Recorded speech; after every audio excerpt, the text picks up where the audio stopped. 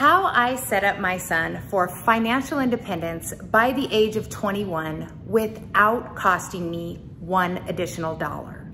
Step 1, set up a living trust. Step 2, added him as an authorized user to my credit cards, but I didn't give him his own credit card.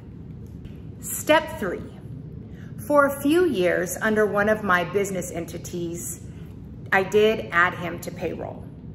However, as years passed and as I acquired more business entities, I have elevated that strategy.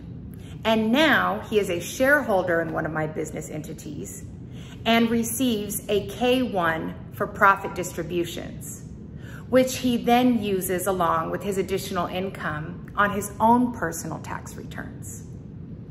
And with all of that income, is able to have an impressive AGI, adjusted gross income, because that's the magic number when it's time to qualify for homes and investments, for example. And that is the magic behind the strategy.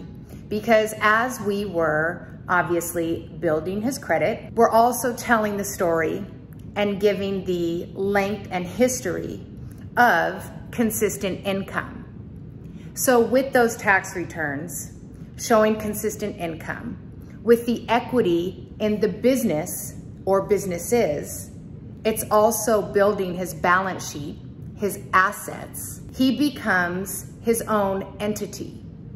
He's able to qualify for things without needing me as a co-signer. So the beauty of this is, yes, it's definitely additional items to manage during your year. You definitely have to be strategic with your record keeping.